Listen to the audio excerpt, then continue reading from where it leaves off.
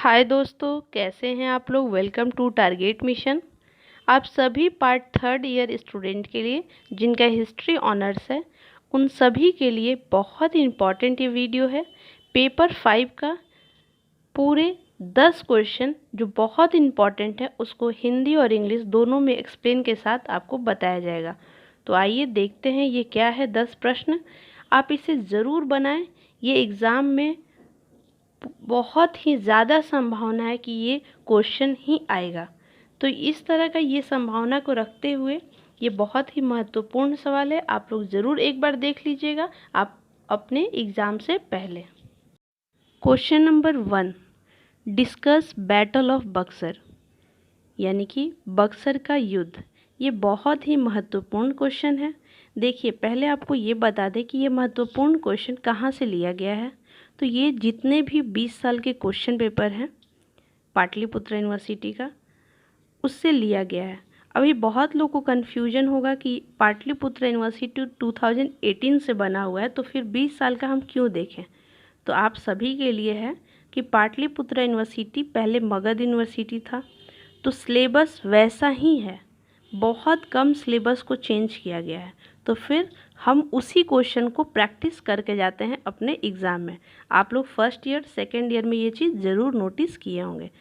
तो I think ये question आप ज़रूर समझे होंगे कि ये बहुत ही इंपॉर्टेंट सवाल आप लोग को दिए जा रहे हैं। तो पहला क्वेश्चन जो है बैटल ऑफ बक्सर, यानी कि बक्सर का युद्ध। इसमें देखिए 2-3 तरह से पूछा जा सकता है कि बैटल ऑफ बक्सर का नेचर, सिग्निफिकेंस, कजेज, इम्पॉर्टेंट, यानी कि हिंदी में बक्सर का युद्ध, कारण, स्वरूप, महत्वपूर्ण, इसको विवेचना करें। तो अगर आपको इस तीनों में से कोई भी आ जाए कि discuss the battle of Buxar या nature of battle of Buxar, तो आपको एक ही आंसर लिखना है।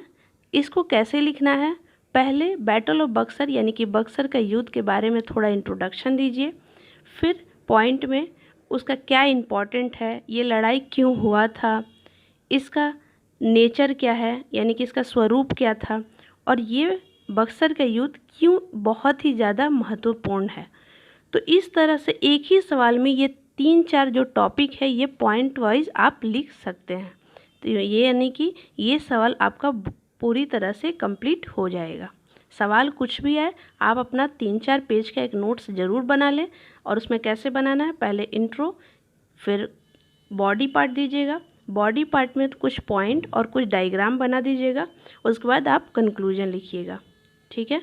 सेकेंड क्वेश्चन है describe the nature of revolt of 1857, यानी कि 1857 के विद्रोह के स्वरूप का वर्णन करें। यहाँ पे स्वरूप भी पूछा जा सकता है या कारण भी पूछा जा सकता है, यानी कि सवाल एक ही है, आपको कोई भी इसमें से शब्द दे सकता है। इसीलिए जब आप अपना नोट्स तैयार करें तो उन नोट्स में 2-4 पॉइंट आप ध्यान दें कि ये लड़ाई क्यों हुआ था, इसका क्या कारण था, इसका ये लड़ाई का महत्वपूर्ण क्या है, और फिर लास्ट में आप conclusion.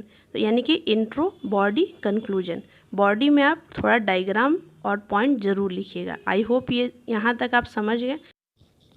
Question number 3, make an estimate of the career and achievement of Tipu Sultan, यानी कि टीपू सुल्तान के जीवन एवं उपलब्धियों का मूल्यांकन करें।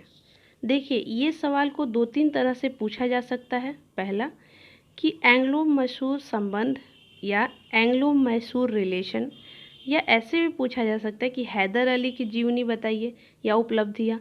तो देखिए, ये 3-4 तरह का सवाल का एक ही आंसर होगा। कैसे बताते हैं आपको। जब आप ये सवाल लिखिएगा तो उसमें पहले तो आप हैदर अली के बारे में ही बताइएगा, उससे पहले थोड़ा मैसूर के बारे में बताइएगा, फिर हैदर अली का, फिर उन्हीं का बेटा टीपू सुल्तान के बारे में बताइएगा, फिर कैसे हैदर अली टीपू सुल्तान से कैसे ब्रिटिश यानी कि जो एंग्लो यानी कि ब्रिटिश से कैसे लड़ाई हुआ था, एंग्लो मैसूर वॉर हुआ था। तो आप ये जब आंसर लिखिएगा तो ये सारे पॉइंट उसमें इंक्लूड हो जाएंगे। आई होप ये एकदम आपको क्रिस्टल क्लियर समझ में आ गया होगा कि कैसे इसका आंसर लिखना है। सवाल को देख के घबराना बिल्कुल नहीं है। एक ही सवाल को कई तरह से पूछा जा सकता है, इसीलिए हम एक ही सवाल को 3-4 तरह से आप लोग के सामने प्रस्तुत किए हैं कि आप लोग जब अपना नोट्स बनाएं तो इन चारों पॉइंट को अपने नोट्स में ज़रूर ध्यान रखें कि अगर क्वेश्चन इस तरह से पूछा जाए तो इसका ये आंसर होगा। अगर क्वेश्चन में जो सवाल में पूछा जाएगा, आपको जो सवाल पूछा जाएगा, जब आप आंसर लिखिए तो उस सवाल में जो पॉइंट पूछा गया उस पर ज़्यादा ध्यान दीजिए और उसको ज़्यादा हाईलाइट करके लिखिए। यही मेन पॉइंट है आंसर लिखने का। इस सेशन में आपको आंसर भी कैसे लिखना है ये भी हम समझा रहे हैं, इसलिए थोड़ा वीडियो लंबा हो रहा है। आइए देखते हैं क्वेश्चन नंबर 4।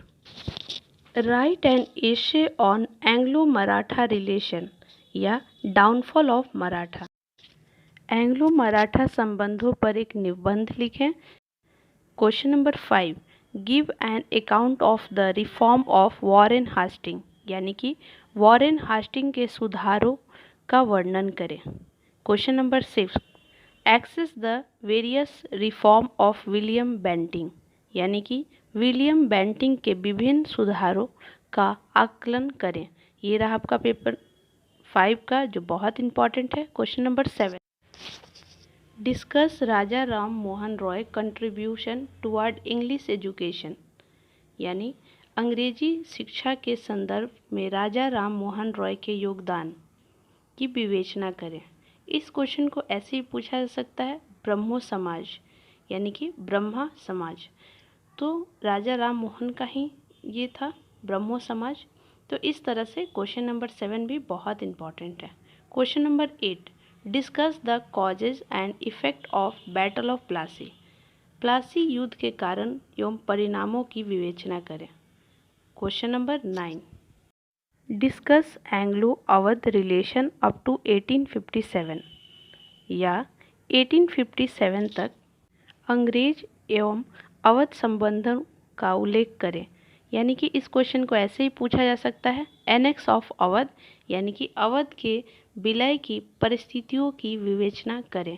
यानी कि ये सवाल दोनों तरफ से पूछा जा सकता है, लेकिन आपका नोट्स एक ही होना चाहिए जिसमें दोनों का आंसर होना चाहिए। इस तरह के आप नोट्स लिख लें क्योंकि दोनों का आंसर एक ही होगा। Question number 10। Discuss in brief. ये 3 है, रैयतवारी सिस्टम, दूसरा परमानेंट सेटलमेंट, माहलवारी सिस्टम। ये तीनों में से कोई एक या 2 जरूर ही आएगा। तो आप लोग ये 10 सवाल जरूर कर ले एग्ज़ाम से पहले। Thank you so much. Like, share and subscribe this channel और प्लीज़ ये वीडियो अपने दोस्तों को ज़रूर शेयर करें।